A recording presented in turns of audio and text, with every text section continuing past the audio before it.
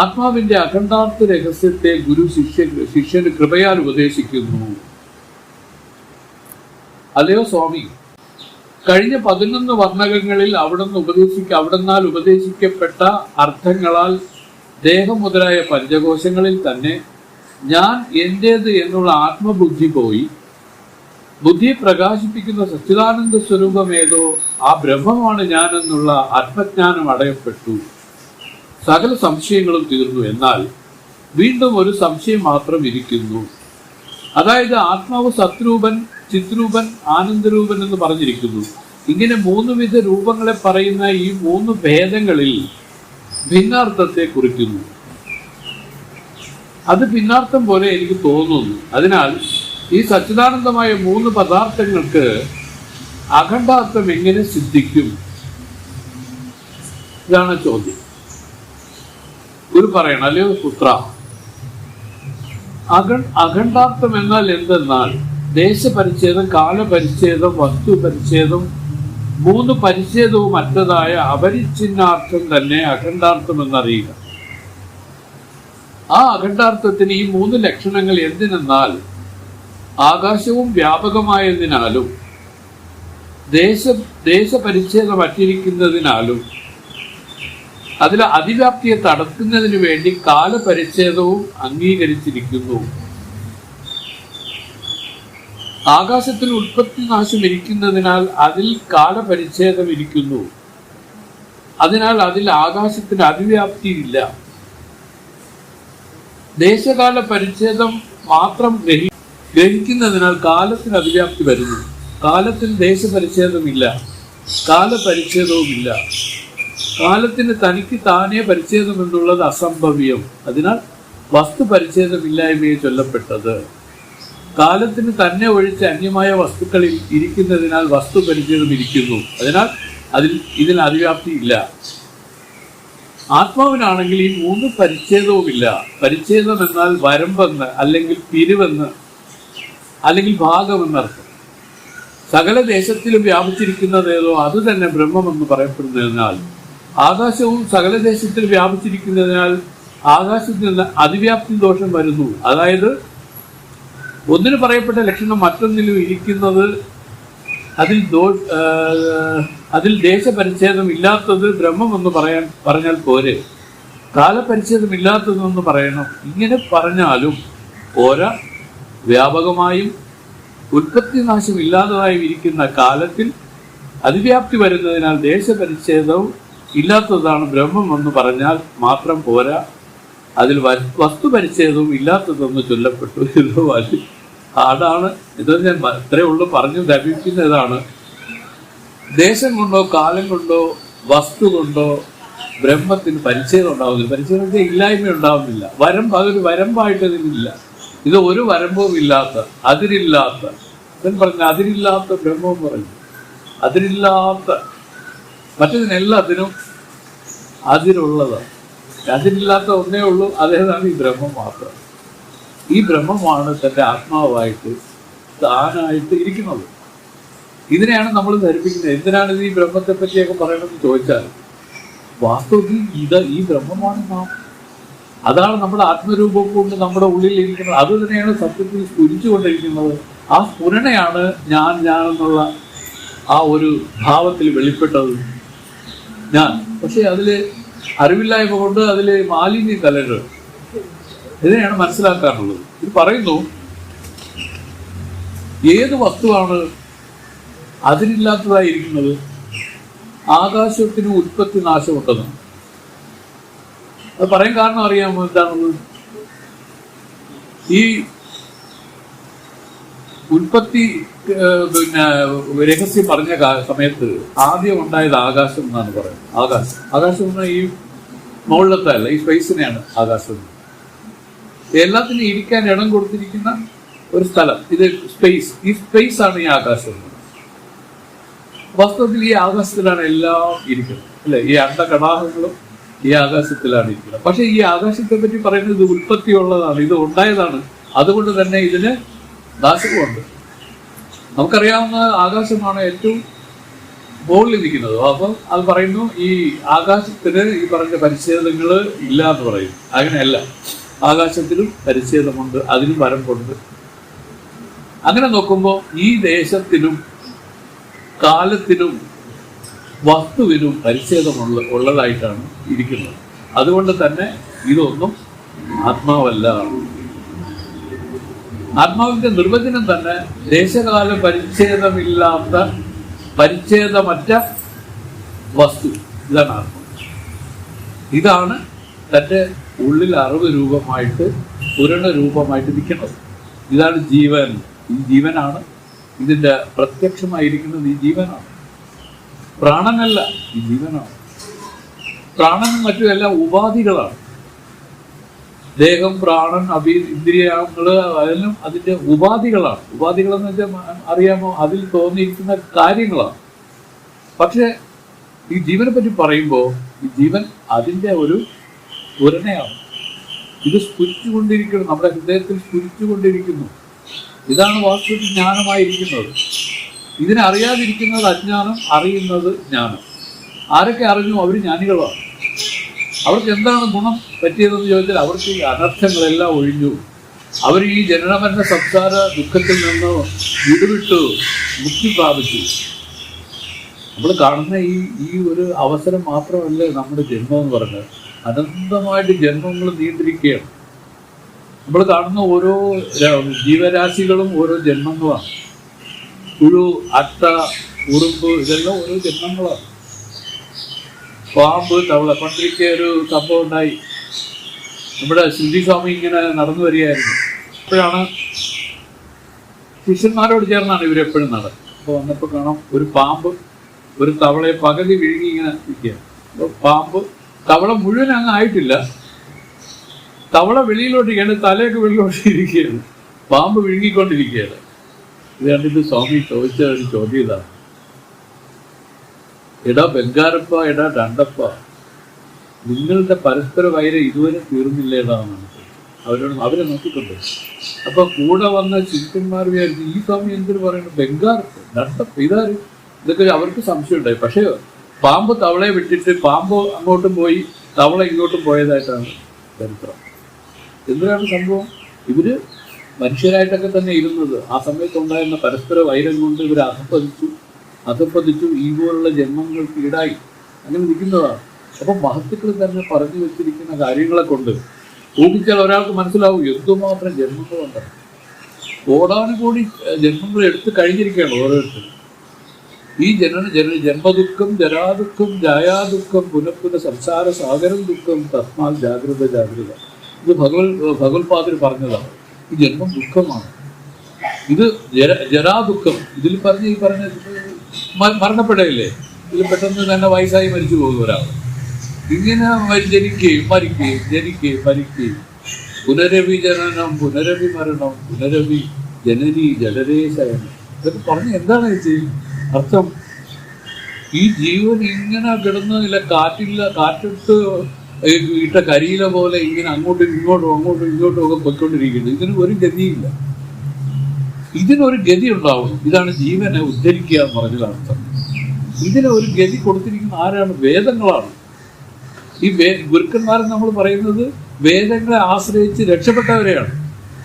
വേദങ്ങളാണ് ഇതിൻ്റെ ശരിക്കുള്ള ഗുരു എന്ന വേദം തന്നെയാണ്.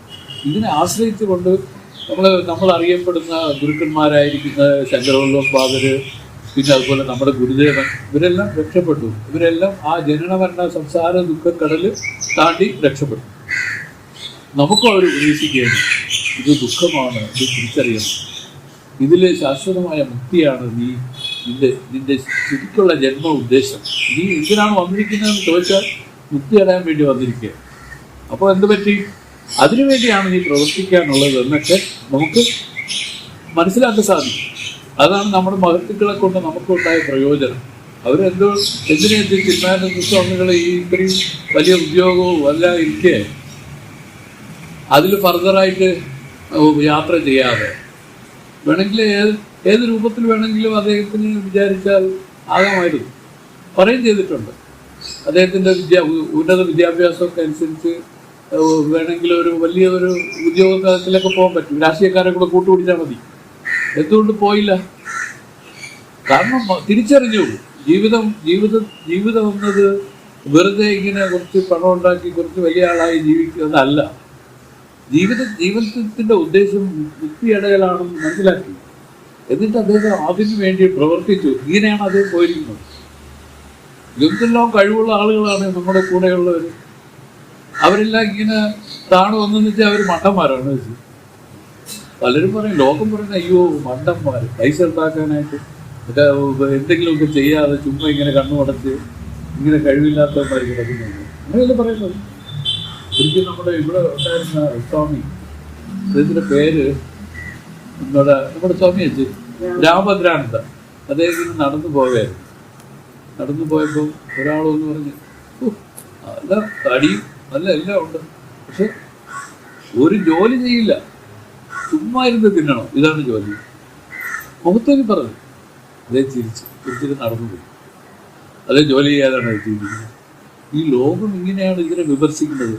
ഇതിന് കാതുകൊടുത്ത് നമ്മളും 10 പ്രാവശ്യം കേൾക്കുമ്പോൾ വാസ്തവമെന്ന് നമുക്കും തോന്നും. ഈ രൂപത്തിലാണ് നമ്മളെ എല്ലാവരെയും ഇത് ഹിപ്നോട്ടൈസ് ചെയ്തിട്ടിരിക്കുന്നത്. നമ്മൾ മനസ്സിലാക്കുക, ഇതല്ല നമ്മുടെ റിയലായിട്ട് നമ്മൾ എന്ത് വന്നു എന്ന് വെച്ചാൽ ഈ സംസാര സാഗരത്തിൽ നിന്ന് രക്ഷപ്പെടുക.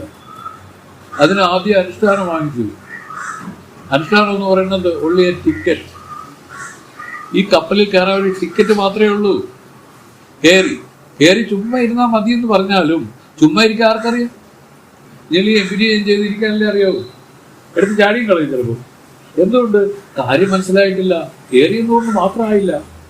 ഇത് എടുത്ത് ചാടിക്കളയാന്ന് പറഞ്ഞാൽ വേറൊന്ന് കേൾക്കുമ്പം അല്ലെങ്കിൽ വേറൊന്ന് കാണുമ്പം അതിലേക്ക് എടുത്ത് ചാടിക്കളയാതെ ഇരിക്കാൻ വേണ്ടിയിട്ടാണ് അങ്ങനെ പറഞ്ഞത്. അങ്ങനെ ആർക്കെങ്കിലും ഇരിക്കാൻ സാധിക്കുന്നുണ്ടെങ്കിൽ അവർ ധന്യന്മാരും കൃതകൃത്യന്മാരുമായി മാറും. ഒരു സംശയവും ഇതില്ല. ഇതെല്ലാം പദത്തുകൾ തെളിയിച്ച കാര്യങ്ങളാണ് ഈ പറയുന്നത്. അപ്പോൾ ഇവിടെ വസ്തുപരിച്ഛേദം, കാലപരിച്ഛേദം, ദേശപരിച്ഛേദം അറ്റിരിക്കുന്ന ഒരേ ഒരു വസ്തുതയുള്ളൂ. അതാണ് ബ്രഹ്മം, അതാണ് ആത്മാ, അതാണ് നീ. ശരിക്കും അങ്ങനെയല്ലേ? ആലോചിച്ച് നോക്കൂ. എല്ലാം അറിയുന്ന ആരാണ്? ഞാനല്ലേ. തെറ്റിക്കറിഞ്ഞൂടെ? ശരീരത്തിലെ കാര്യങ്ങൾ അറിഞ്ഞൂടെ? പറയുന്നില്ലേ എന്റെ കണ്ണിനത്തെ കാഴ്ച കുറവ് പോലെ തോന്നുന്നു. അതാര് പറഞ്ഞു? എല്ലാം അറിയുന്ന ഒരു ബോധം ഇതിൽ ഇരിക്കുകയാണ്. അതിനാരും നിരീക്ഷിക്കുന്നില്ല. അത് വേറൊന്നിനെ കൊണ്ട് അറിയാൻ ഒക്കില്ല എന്നുള്ളതാണ് അതിൻ്റെ ഒരു ദോഷം. ഇനി ഒന്നിനെ കൊണ്ട് അറിയാൻ സാധിക്കുന്ന വിധത്തിലല്ലാത്ത സ്വയം ജ്യോതിയായ ഒരു ഇത് ഇതിനകത്തുണ്ട്. ഇതിനെ ആരാഞ്ഞ് കണ്ടുപിടിക്കുന്നതാണ് നമ്മുടെ ജീവിത ഉദ്ദേശം. അതിനു വേണ്ടിയിട്ട് എന്ത് വേണം? മനസ്സ് പൊക്കപ്പെടണം. മനസ്സിൽ ഈ പറയുന്ന കണക്കുള്ള മാലിന്യങ്ങൾ വരാൻ പാടില്ല. അതിനു വേണ്ടിയിട്ട് സത്സംഗങ്ങളും അതുപോലെ സത്തുക്കളും അവരുമായിട്ട് ഇണങ്ങി ശാസ്ത്രങ്ങളുമായിട്ടൊക്കെ ബന്ധപ്പെട്ട് ഇങ്ങനെ ജീവിതം കൊണ്ട് നടത്തണം. ഇങ്ങനെ നടക്കുന്നവർക്ക് മാത്രമേ ഇത് സിദ്ധിക്കുകയുള്ളൂ. ഇല്ലാത്തവർക്കില്ല. എത്ര വലിയ ബുദ്ധിമാനാണെങ്കിലും ഈ കാര്യത്തിൽ എല്ലാവരും ശിശുക്കളാണ്, പട്ടപൂജ്യമാണ്. നെക്സ്റ്റിന്റെ കാര്യം സ്വാമി ചിന്മൻ സ്വാമി പറയാറുണ്ട്. ഒരു ബോംബ് ഇട്ട് കഴിഞ്ഞാൽ അതിന് വരുന്ന പ്രത്യാഘാതങ്ങൾ എന്തൊക്കെയാണെന്ന് ഈ ഐൻസ്റ്റീൻ നേരത്തെ കൂട്ടി മനസ്സിലാക്കി. ഇത് പറഞ്ഞു കൊടുത്ത് അദ്ദേഹത്തിന് ഈ ബോംബ് നിക്ഷേപിക്കണമെന്ന് ആഗ്രഹമില്ല. ഒടുവിൽ അദ്ദേഹം മനസ്സിലാക്കി ഇതെല്ലാം മാനവരാശിക്ക് ദോഷമേ സംഭവിക്കുകയുള്ളൂ, താൻ അതിനൊരു നിമിത്തമാവുമല്ലോ എന്നൊക്കെ വിട്ട് ഒരുപാട് വിലപിച്ച ആളാണ് ഈ ഐൻസ്റ്റീൻ അല്ലേ. എങ്കിലും അവരുടെ നിർബന്ധത്തിന് വിധേയമായിട്ട് ബോംബ് വിക്ഷേപിക്കാൻ പോവുകയാണ്, ബോംബ് ഇതാക്കാൻ പോവുകയാണ്. അപ്പോഴേ അദ്ദേഹം പറഞ്ഞു, ഇത് വളരെ ഡേഞ്ചറസ് ആണ്, ഇത് നിങ്ങൾ വിചാരിക്കുന്ന പോലെ അല്ല ഇതിൻ്റെ കാര്യങ്ങൾ. അതായത് വളരെ ഹൈ സ്പീഡ് വിമാനമായിരിക്കണം, അന്ന് ജെറ്റല്ലേ, ഇതുപോലുള്ള വിമാനമായിരിക്കണം. അത് എങ്ങനെയാണെന്ന് ചോദിച്ചാൽ പറയുന്നു, ഇത് ഇത്ര അടി പൊക്കത്തിൽ നിന്ന് ഇടുമ്പോൾ അത് തറയിൽ പതിക്കുന്നതിനെടുക്കുന്ന സമയം കാൽക്കുലേറ്റ് ചെയ്തു. എന്നിട്ട് പറഞ്ഞു ഈ തറയിൽ പതിക്കുന്ന സമയത്തിനുള്ളിൽ ഈ പ്ലെയിൻ ഇത്ര ഡിസ്റ്റൻസ് പാസ് ചെയ്തിരിക്കണം, അതല്ലെങ്കിൽ ആ പ്ലെയിൻ ഉൾപ്പെടെ എല്ലാം പോകും. ചേച്ചി നോക്കി ചേച്ചി, എന്തുമാത്രം കഴിവുള്ള ഒരാളാണ് ഈ ഐൻസ്റ്റീൻ. ഇതുപോലൊരു ബുദ്ധിരാശ്വാസം നമ്മൾ കണ്ടിട്ടില്ലെന്നാണ് വിമർശനം പറഞ്ഞു കേട്ടത്. അപ്പോൾ പറഞ്ഞു അവർക്ക് പോലും ഈശ്വര കാര്യത്തിൽ അവർ വട്ടപ്പൂജ്യം. ആരോ പറഞ്ഞു, ന്യൂട്ടനോ ആരോ പറഞ്ഞു, അയാളുടെ ബുദ്ധി വർക്ക് ചെയ്ത് അങ്ങേ അറ്റം വരെ ആയതിനു ശേഷം അയാൾ പറഞ്ഞു, ഇനി എനിക്ക് പോകാൻ പറ്റുന്നില്ല, I feel the presence of God everywhere. എനിക്ക് പിന്നെ എൻ്റെ ബുദ്ധി അങ്ങോട്ട് പ്രവർത്തിക്കുന്നില്ല. ആ ബുദ്ധി എവിടെയോ വെച്ച് സ്റ്റക്കായി പോകുന്നു, എവിടെ വെച്ച് ബ്ലോക്കായി പോകുന്നു. അതിനപ്പുറം എനിക്ക് ബുദ്ധി പോകുന്നില്ല. അതെ, മനസ്സിലായോ? അപ്പം ഭഗവാന്റെ നിയന്ത്രണത്തിലേക്ക് പോകുന്ന മേഖലയിലൊന്നും ആർക്കും പ്രവേശനമില്ല, പ്രവേശിച്ചിട്ടില്ല ആരും ഇതുവരെ. പക്ഷെ ജ്ഞാനികൾ പ്രവേശിച്ചിട്ടുണ്ട്. അതെങ്ങനെയാണ് പ്രവേശിച്ചത് വെച്ചാൽ ഈ പറയുന്ന വിധത്തിൽ അവരുടെ ജീവിതത്തെ പരിവർത്തനപ്പെടുത്തിയതിൻ്റെ ഫലമാണ് ആ ജ്ഞാനം അതിൽ ഫലിച്ചത്. അല്ലെങ്കിൽ ഫലിക്കില്ല. അതാണ് ഇതിൻ്റെ പുറകിലുള്ള കാര്യം. വ്യക്തമായിട്ട് ശാസ്ത്രജ്ഞാനവും ഇല്ലാതെ ആർക്കും ഇതിലേക്ക് വരാൻ പറ്റില്ല. ഇതാണ് നമ്മുടെ ഗുരുക്കന്മാർ നമുക്ക് പറഞ്ഞു. ശാസ്ത്രങ്ങളെ കൊണ്ട് ഇതിൻ്റെ രൂപരേഖ, വാസ്തവം എന്താണെന്നുള്ളത് നിശ്ചയിക്കണം. ഇത് പറഞ്ഞല്ലോ, ഇതെല്ലാം കേവലം ദൃശ്യമാണ്. ദൃശ്യമായിരിക്കുന്നത് ഒരിക്കലും ദൃഷ്ടാവല്ല. ദൃഷ്ടാവും ദൃശ്യമെന്നുള്ള രണ്ട് വേർതിരിവുകളുണ്ട്. ദൃഷ്ടാവ് വേറെ, ദൃശ്യം വേറെ. ദൃശ്യം മാറി മാറി വരും. ദൃഷ്ടാവെന്ന് പറയുന്നത് ആരാണെന്ന് നോക്കണം ആദ്യം. ആരാണ് ഇത് കാണുന്നത് എന്ന് നോക്കിയിട്ട്, ഈ കണ്ണാണോ കാണുന്നത്, അല്ല അതിൻ്റെ പുറകിലിരിക്കുന്ന മനസ്സാണോ കാണുന്നത്, ഈ ബുദ്ധിയാണോ കാണുന്നത് എന്ന് നോക്കിക്കഴിഞ്ഞാൽ അവർ പറയുന്നു ഇതെല്ലാം കേവലം എന്താ പറയും, ഓരോ ഉപകരണങ്ങൾ മാത്രമേ ആവുന്നുള്ളൂ. എല്ലാം അറിഞ്ഞുകൊണ്ടിരിക്കുന്നത് ആരാണ്? ഈ ആത്മാവാണ്. അതെങ്ങനെ അറിയുന്നു എന്ന് ചോദിച്ചാൽ അതൊക്കെ നമ്മൾ അനുഭവിച്ചറിയേണ്ട രഹസ്യമായിട്ടിരിക്കുക. ഇതാണ് ഇതിൽ നമ്മൾ മനസ്സിലാക്കുള്ളത്. അപ്പോൾ അതിന് ഈ ആത്മാവിനെ അറിയണം. ആത്മാവിനെ പറ്റി പറയുന്ന അവസരങ്ങളിൽ 11-ാം അധ്യായത്തിൽ പറഞ്ഞു ഈ ആത്മാവ് സച്ചിദാനന്ദ സ്വരൂപനാണ്. ആ സച്ചിദാനന്ദ സ്വരൂപൻ എന്ന് പറഞ്ഞതിലാണ് സംശയം വന്നിരിക്കുന്നത്.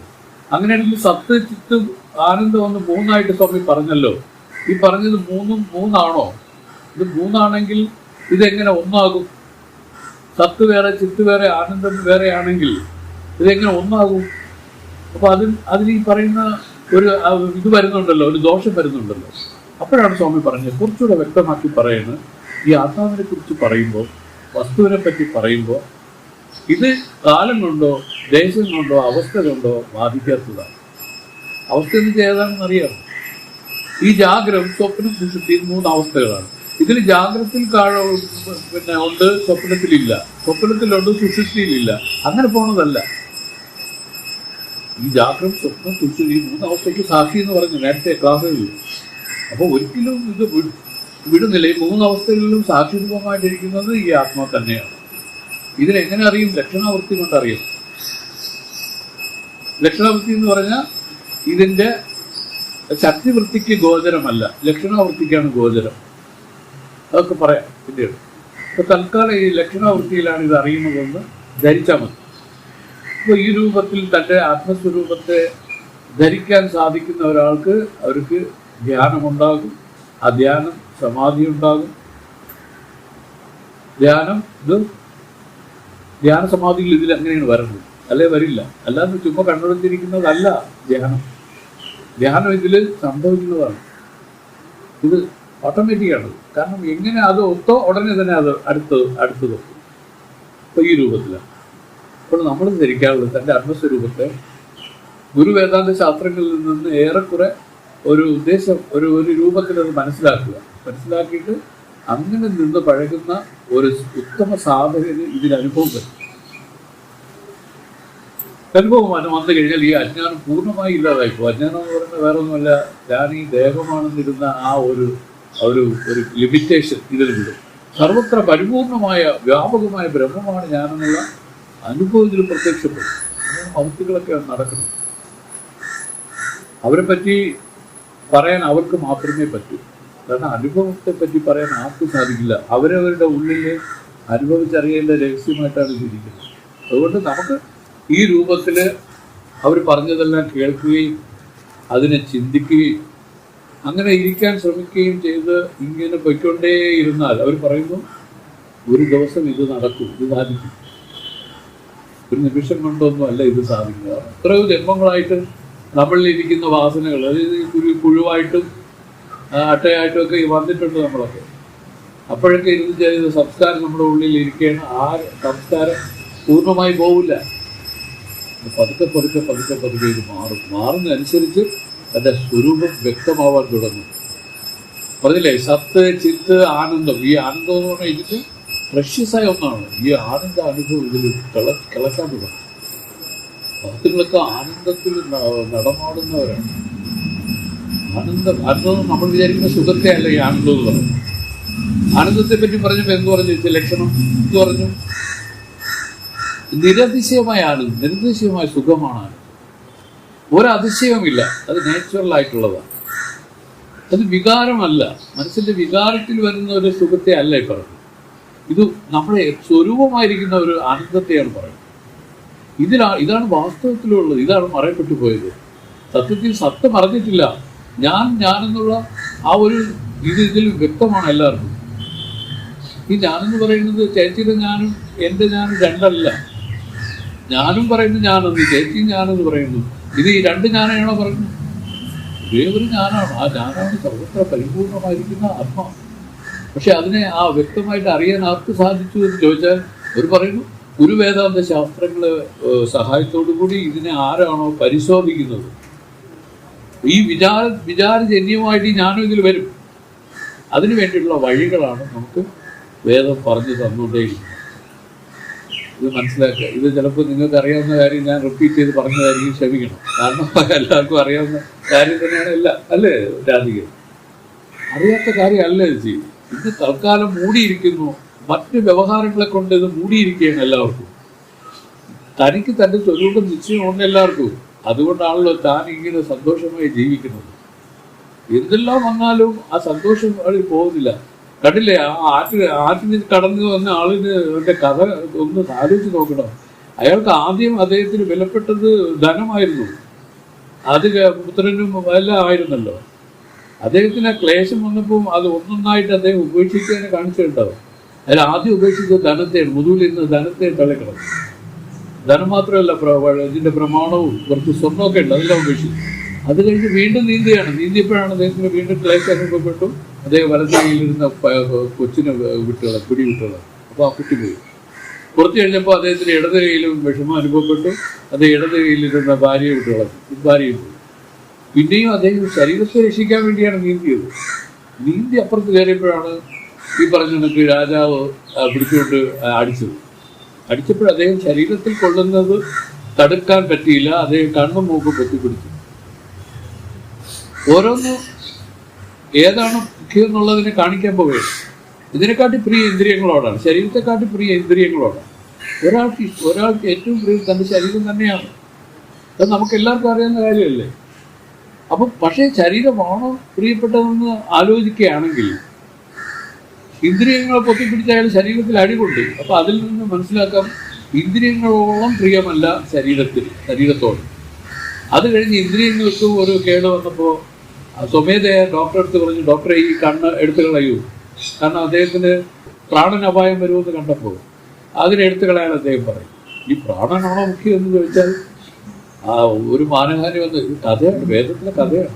ഒരു മാനഹാനി വന്നപ്പോൾ അദ്ദേഹം സ്വയമേ തന്നെ ഒരു കഷ്ണം കയറിൽ അദ്ദേഹത്തിൻ്റെ പ്രാണൻ ഒടുക്കുന്നു. നോക്കണം. അപ്പോൾ ഇതുവരയ്ക്കും നമുക്ക് വിടാൻ സാധിക്കുന്ന കാര്യങ്ങളാണ്. ഇതെല്ലാം വേണമെങ്കിൽ വിടുകയും ചെയ്യാം, കൊള്ളുകയും ചെയ്യാം. പക്ഷേ ആത്മാവിനെ വിടുവതവൻ കൊള്ളുവതവൻ അതാണ് ആത്മാ. ഇതിനെല്ലാം അപ്പുറപ്പെട്ട് ആ സ്വരൂപം, തൻ്റെ ആത്മസ്വരൂപം വിളങ്ങിക്കൊണ്ടിരിക്കുന്നു. അതാണ് ഇതിൻ്റെ മെയിൻ എന്ന് നമുക്ക് അവിടെ വെച്ച് അറിഞ്ഞില്ലെങ്കിലും ഇതാണ് ശാസ്ത്രം നമുക്ക് പറഞ്ഞു തരുന്നത്. അപ്പം പറഞ്ഞു, പ്രേമാസ്പദമായിരിക്കുന്നത് ആത്മാവിനോടാണ്. അതിനെ ആർക്കും കൊല്ലാനോ തള്ളാനോ വിടാനോ ഒന്നും സാധ്യമല്ല. പക്ഷെ ഇത് നീ എങ്ങനെ അറിയണം? ലക്ഷണവൃത്തിയിൽ അറിയാൻ പറ്റും. ഇതുവരെ പ്രാണൻ വരെയും നമുക്കറിയാം. അതുവരെ നമുക്ക് എന്തുകൊണ്ട് വിട്ടു എന്ന് ചോദിച്ചാൽ ആത്മാ പ്രേമാസ്പദമായതുകൊണ്ട് തന്നെ. മനസ്സിലായോ? ആ ഭാഗം നിങ്ങളാരും വിചാരിക്കുന്ന അർത്ഥവുമല്ല, ഒന്നുമല്ല. അത് ചിന്തിക്കുക. ഇത് ചിന്തിക്കുമ്പോൾ ഒരുപാട് കാര്യങ്ങൾ തെളിഞ്ഞു വരും. മനസ്സിലായല്ലോ? ചിന്തിക്കാത്തവരെ സംബന്ധിച്ച് ഇതൊന്നുമല്ല. എന്നാൽ ഇതിൽ താല്പര്യത്തോടുകൂടി ചിന്തിക്കുന്നവർക്ക് ഇത് വലിയ കാര്യങ്ങളാണ് ഇതെല്ലാം. കേട്ടോ? ഇത് മനസ്സിലാക്കിക്കോളൂ. ഇതാണ് ഇവിടം വരെ പറഞ്ഞു വെച്ചതിൻ്റെ ഒരു രത്ന ചുരുക്കമാണ് ഞാൻ പറഞ്ഞത്. അതിവ്യാപ്തി എന്ന് പറഞ്ഞാൽ മനസ്സിലായില്ലേ? ഇപ്പോൾ ആകാശം സർവത്ര പരിപൂർണമായി വ്യാപിച്ചിരിക്കുന്നു, ബ്രഹ്മവും പരിപൂർണമായി വ്യാപിച്ചിരിക്കുന്നു എന്ന് പറഞ്ഞാൽ ഇവിടെ ഇപ്പോൾ അതിവ്യാപ്തി ദോഷം വന്നു, ആൾക്ക് ഈ ആകാശത്തിന് അതിവ്യാപ്തി വന്നു. അതിവ്യാപ്തി വന്നു കഴിഞ്ഞാൽ അത് അംഗീകരിക്കില്ല. എന്നുവെച്ചാൽ ഒന്നിൻ്റെ ലക്ഷണം വേറൊന്നിൽ ചേരുന്ന വിധത്തിലല്ല ഇത് ചെയ്തിരിക്കുന്നത്. ബ്രഹ്മലക്ഷണം ഒന്നിലുമില്ല, ഈ ഭൗതികമായ ഒരു പദാർത്ഥത്തിലുമില്ല. ഇത് ഏറെക്കുറെ അടുപ്പിച്ച് പറഞ്ഞിരിക്കുന്ന ആകാശത്തിനെയാണ്. കാരണം അതെന്താണ് കാരണം? ആകാശം സർവത്ര പരിപൂർണമായിരിക്കുന്നു. ബ്രഹ്മത്തെ പറ്റി പറയുമ്പോഴും ബ്രഹ്മ സർവത്ര വ്യാപകമായിരിക്കുന്നു. ആകാശം എല്ലാത്തിനും ഇടം കൊടുത്ത് ഒന്നിൽ ചേരാതിരിക്കുന്നു. ബ്രഹ്മം അങ്ങനെ തന്നെ, ഒന്ന് എല്ലാത്തിനും ഇടം കൊടുത്തിട്ടില്ല എന്നാണ് പറഞ്ഞത്. അതൊന്നിനും ഇടം കൊടുത്തിട്ടില്ല, പക്ഷെ ഒന്നുമായിട്ടൊന്നും ചേർന്നിട്ടില്ല. ഈ ചില ലക്ഷണങ്ങൾ വെച്ചുകൊണ്ട് പറയുന്നത് ഈ ആകാശമാണ് വാസ്തവത്തിൽ ബ്രഹ്മം എന്ന് പറയുന്നവരുണ്ട്. അവരെയാണ് പൂർവപക്ഷികൾ. ആ പൂർവപക്ഷത്തെ ഖണ്ഡിച്ചുകൊണ്ടാണ് ഇവിടെ നമുക്ക് പറഞ്ഞത് വ്യാപകമായിട്ട് ഉള്ളത് ഈ പറയുന്ന പരിച്ഛേദ ശൂന്യമായിട്ടുള്ളത് ഒന്നേ ഉള്ളൂ. അതായതാണ് അതിൻ്റെ ആത്മാവാണ്. ഇതിൻ്റെ ആത്മാ എന്ന് പറഞ്ഞാൽ ബ്രഹ്മം. ഇത് മനസ്സിലാക്കിക്കൊള്ളുക. അങ്ങനെ സർവത്ര പരിപൂർണമായി പരിച്ഛേദപ്പെട്ടിരിക്കുന്ന ഒരേ ഒരു വസ്തു ഉള്ളൂ, അത് ഈ ആത്മാവാണ്. അതാണ് ബ്രഹ്മം. അതിൽ ഈ പറഞ്ഞ് വ്യാപ്തമായി പറയുമ്പോൾ ബ്രഹ്മം, അതിൻ്റെ ഉള്ളിലായിട്ട് പറയുമ്പോൾ അത് ആത്മ. ഇത് ലക്ഷണാവൃത്തിയിൽ അറിയുന്നവരെ ആണ് ജ്ഞാനികളെന്ന് പറഞ്ഞാൽ. ജ്ഞാനി എന്ന് വെച്ചാൽ അജ്ഞാനം നീങ്ങി വരുന്നതാണ്. അജ്ഞാനം നീങ്ങി വരുന്നതാണ്. അജ്ഞാനം എന്തിനാണ് ചേച്ചി? ഞാൻ ഈ കാണുന്ന ദേഹമാണെന്നിരിക്കുന്നതാണ്. ഈ കാണുന്ന ദേഹമാണെന്ന് ഇരുന്ന് അതിനെയാണ് വന്നപ്പോൾ ചുരുങ്ങിപ്പോയി. അത് ചുരുങ്ങിപ്പോയി. ഞാനെന്നുള്ളത് ഈ ദേഹമാണെന്ന് വന്നപ്പോൾ അത് ചുരുങ്ങിപ്പോയി. ഒരു കൃത്യമായ ഒരു അളവിൽ വന്നുപോയി, പരിച്ഛേദമായി പോയി അല്ലേ? പക്ഷെ അവിടെ പരിച്ഛേദം അറ്റെന്ന് പറഞ്ഞ അർത്ഥത്തിൽ എടുക്കുമ്പോൾ ഓരോന്നിനെയും അത് എണ്ണി പറയണം. അതിൽ ആകാശത്തെ പറഞ്ഞിട്ട് അതും ഈ പരിച്ഛേദം ഉള്ളതാണെന്ന് നമുക്ക് പറഞ്ഞ് മനസ്സിലാക്കി തന്നു. എന്ത് പറഞ്ഞു? അതും ഈ പറഞ്ഞ ഉൽപ്പത്തി ഉള്ളതൊക്കെല്ലാം നാശവുമുണ്ട്. ഏതുണ്ടാവുന്നതാണോ അതിന് നാശവുമുണ്ട്. ഉൽപ്പത്തി നാശരഹിതമായിരിക്കുന്ന ഒരേ ഒരു വസ്തുവുള്ളത് ആത്മാവാണ്. അതാണ് നിത്യശുദ്ധ ബുദ്ധമുക്ത സ്വരൂപമായിരിക്കുന്ന ആത്മാവ്. അതാണ് നീ എന്നുള്ളതാണ് നമുക്ക് തരുന്ന ഉപദേശം. ഒരിക്കൽ ഞാനൊരു നമ്മുടെ ഏതോ ഒരു സ്വാമി പറഞ്ഞത് വായിച്ചു. സ്വാമി പറയുന്ന ഇതാണ്: ഈ ലോകത്തുള്ള എല്ലാവരും നിന്നെ നിന്ദിക്കുകയല്ലേടാ ചെയ്യുന്നത്. ഇങ്ങനെ മൂഢ, പിള്ളരുതാത്തവരെ, മാറ്റവരെ, മറിച്ചവരെ അങ്ങനെ നിന്ദിക്കുകയല്ലേടാ ചെയ്യുന്നത്. എന്നാൽ ഒരു ഗുരുവോ നിന്നെ എന്താണ് പറയുന്നത്? നീ ബ്രഹ്മമാണെന്ന്, ഇത്രയും പവിത്രമായ ഒരു സ്ഥാനം നിനക്ക് തരുന്നത് ആരടാ? ഗുരുവല്ലേ. അപ്പൊ ആ ഗുരു പറഞ്ഞതിന് ആ ഗുരുവിനോടാണോ നിൽക്കാനുള്ളത്? ഈ പറയുന്ന ലോകര് പറയുന്നത് കേട്ട് അവരുടെ കൂടെയാണോ നിൽക്കാനുള്ളത് എന്നൊരു ചോദ്യം. വാസ്തവല്ലേ? നമ്മളെ എന്തുമാത്രം അപ്രിഷിയേറ്റ് ചെയ്ത് അവിടെ ഉയർത്തി കാണുന്നതാണ് ഗുരുക്കന്മാർ നമ്മളെ. കാരണം എല്ലാം ആത്മസ്വരൂപങ്ങളാണ്, തിരിച്ചറിയുന്നില്ല. നമ്മൾ ആത്മസ്വരൂപമാണെന്ന് തിരിച്ചറിയാതിരിക്കുന്നു എന്നുള്ള ഒരൊറ്റ കുറ്റമേ ഇല്ലുള്ളൂ. തിരിച്ചറിഞ്ഞാൽ അവര് ഈ പറഞ്ഞ കണക്ക് ജ്ഞാനികളാണ്. തിരിച്ചറിയാതിരിക്കാനുള്ള ആ മൂഢത്വത്തിന് മാറ്റാനുള്ള വിദ്യകളാണ് ഇവർ പറഞ്ഞു കൊടുക്കുന്നത്. ആ വിദ്യയിൽ കേവലം ബുദ്ധി വിവേകം കൊണ്ട് തന്നെ ഇത് തിരിച്ചറിയും. വേറെ ഒന്നും ചെയ്യാനില്ല, എന്തെങ്കിലും ഒന്ന് ചെയ്ത് സമ്പാദിക്കാനുള്ളതല്ല. കേവലം ആ ബുദ്ധിവിചാരം കൊണ്ട് തന്നെ, ആ വിവേകം കൊണ്ട് തന്നെ ഈ സാക്ഷാത്കാര ജ്ഞാനം ഇതിൽ സംഭവിക്കും. അതുകൊണ്ടാണ് ശാസ്ത്രങ്ങൾക്ക് ഇത്ര പ്രാധാന്യം. ശാസ്ത്രം വിവേകത്തെയാണ് പറഞ്ഞു കൊടുക്കുന്നത്. ആ വിവേകത്തിലൂടെ ആർക്കാണോ സ്വപ്പൊക്കെ വേണം, ബുദ്ധിയും കാര്യങ്ങളൊക്കെ സ്വപ്പം വേണം. കാര്യം അവർക്ക് ഇങ്ങനെ ചിന്തിക്കാനുള്ള കഴിവുള്ളൂ. ചിന്തിക്കാൻ ശ്രമിച്ചു കഴിഞ്ഞാൽ അവർക്ക് ഇതിൻ്റെ പ്രാപ്തി ഉണ്ടാവും. ഇത് നമുക്ക് തൽക്കാലം ഇവിടെ നിർത്താം. ഓം ദേവാദിദേവ സർവജ്ഞ സച്ചിദാനന്ദ വിഗ്രഹമാരമണ ഭൂദേശ പ്രസീദ കരുണാദിദേ ഉപാരമണ ഭൂദേശ പ്രസീദ കരുണാദിദേ. വിഗ്രത നമസ്കാരം ജ്യോതി സന്നിധവും ശരീരമർത്ഥം പ്രാണഞ്ച സദ്ഗുരു.